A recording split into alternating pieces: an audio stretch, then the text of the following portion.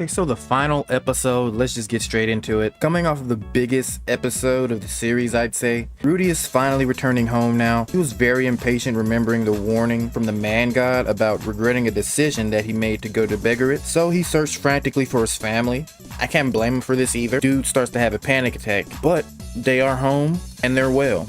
Sylphie and Aisha was home while Norn was at school. Sylphie with longer hair definitely fits her, by the way. She also has been getting taken care of by Rudy's friends, which is amazing to see. Sylphie is just so lovable, bro.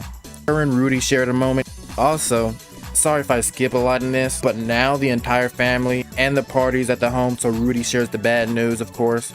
I already thought it would hit Norn the most, considering as to how she was the most vocal about the journey in the first place. I think Norn really showed her maturity though, how much she's grown. She learned of their dad dying and about their mom, losing her memories and whatnot, and she handled it like an adult. She handled it pretty well for the most part. Like I said, she's developed quite a bit.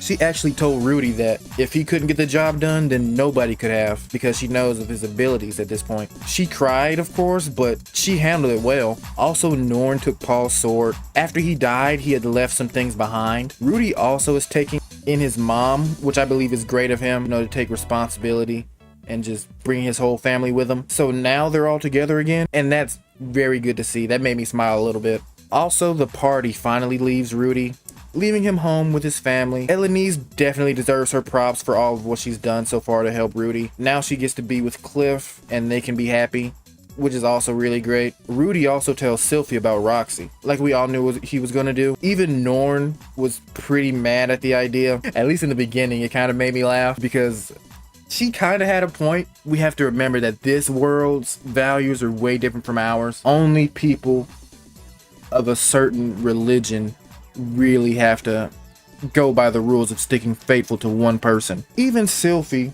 understood. She thought that this day would come eventually, and she took it all very well. She took it in stride.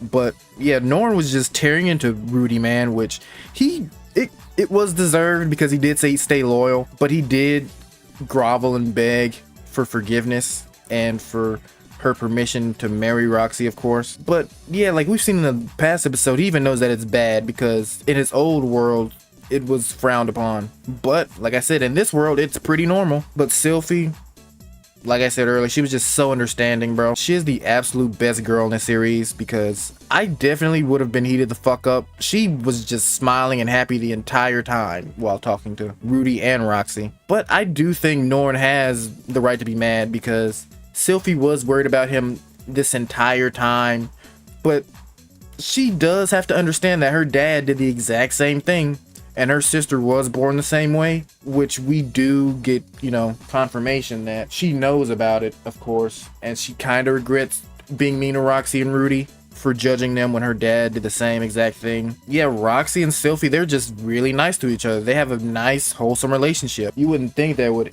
interact as well as they do, but it looked pretty good.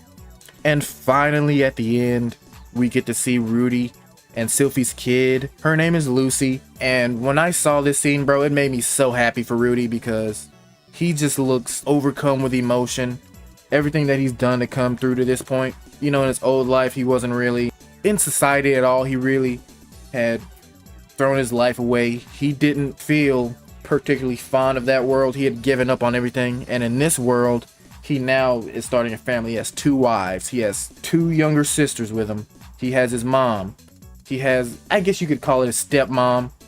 He just has so much with him right now, bro. And now he has a kid on top of that. It's just a lot of emotions to overcome for him. And it is really good to see, bro. And at the very end of the episode, he goes to see Paul's grave. It's just amazing to see, bro, how much Paul means to him now at this point. Like before he died, he wouldn't even really consider Paul his dad, but now he definitely sees Paul as his dad and he respects him a great deal. It all coming full circle is just really good to see, bro. And lastly, we get to see Ares at the end with a bunch of other characters that we've been introduced to. I'm pretty sure we'll see her the next season or the season after that, of course, because we know she's got to come back eventually, I love this episode. This episode was pretty good. After last episode, I think we needed this one. I think the last episode was okay, but this one was perfect. Not gonna lie. I really like this season, bro. This season, I would say I liked it more than the first season. At this point, if I'm watching Mushoku Tensei, bro, I'm not in it for, you know, purely action. I love magic in my shows, don't get me wrong, but if I'm watching Mushoku Tensei, it is for everything that comes with the show. The fighting, the magic, the real aspect of relationships, mental health, everything. This series does everything so well, bro. As an isekai with action, you don't see that. You see this usually in slice of life animes, but this, bro, it is just so good, and I cannot wait for the next season. This season gets a easy probably 9 out of 10 for me, and I can't wait for the next season. I hope you guys enjoy this video, and I may drop a full length review on this season. Just let me know what you think of that, and I will see you next time.